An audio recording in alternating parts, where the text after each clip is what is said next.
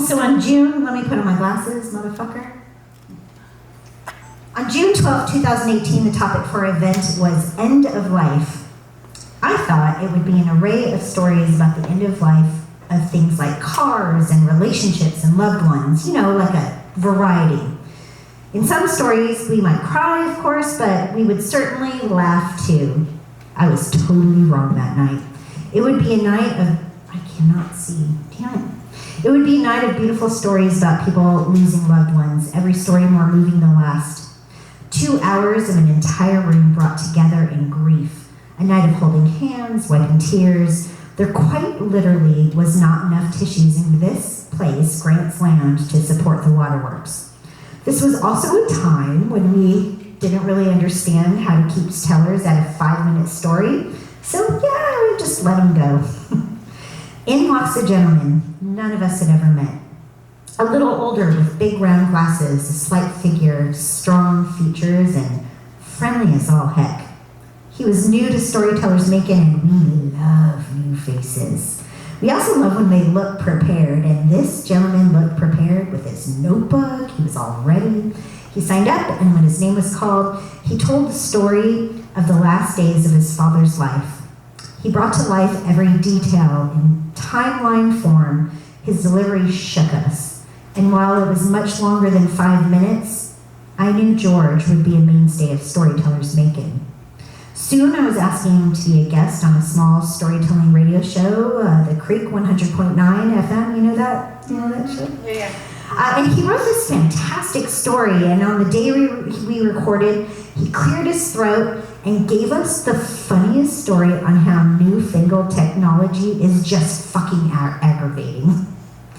Next thing I know, George is coming to all the events a half hour early, setting up and signing up storytellers, and before we knew it, there was a printed t-shirt. He had become our official sign-up guy. I mean, it's true, there was totally a t-shirt. We became more organized and acquired a 501c3, and George then served as our treasurer. But let me tell you, he was much more. He would pick up interns that didn't have cars. He would make sure our meetings had snacks and libations. He pulled weeds and set up our outdoor space when we had to move outside during, I don't know if you remember, a worldwide pandemic. He bought t-shirts with our logo on them. He was the wisest counsel when I made a social faux pas and assured me that I am a good person and people can be forgiven. Strong, steady, truthful, thoughtful, creative, humorous, a little bit grumpy, and he never, not one time, ever let me pay for lunch. My friend George was born December 16th, 1954, and he passed away Tuesday, February 28th, 2023, at the age of 68. Cheers, George. Because he is methodical, he made sure to warn me in the best possible way. He only spoke when necessary, and when he spoke, it was clear and slow and intentional. When he told me he was diagnosed with ALS, I could say all of that, but it's so much. He brought a booklet that I could read through because that's the kind of guy he was. He insisted I bring my life partner Nathan so I wouldn't be alone with the news. I promised him I wouldn't tell because he asked. George, he gave me 2 gifts. One was the very first article ever written about Storytellers Macon, framed. And the second was a book of stories he was featured in. The last story he told on our stage was another ode to his father's character and how that character was ingrained in him at a very young age, that loving everyone in the best way possible is the only way. But the last real story he told me was when he lost his V card. What?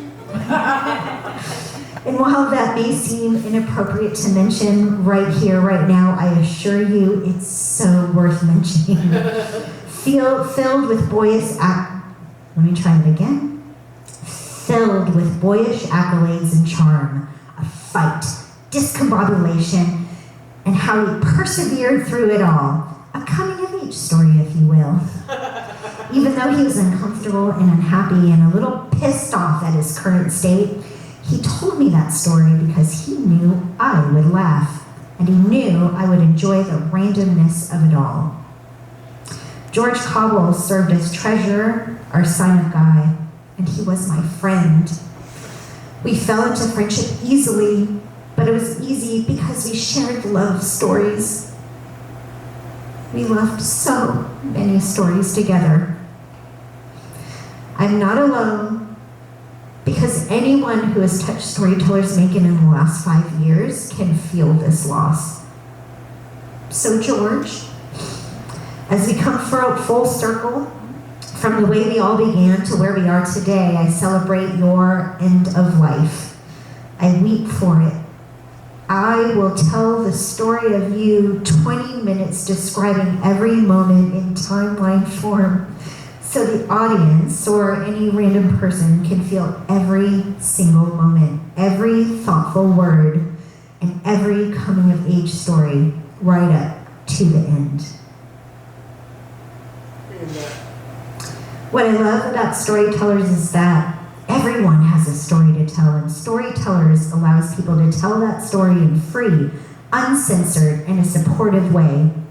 Witnessing other participants has allowed me to see how so many people from so many diverse backgrounds have many of the same hopes, fears, and dreams.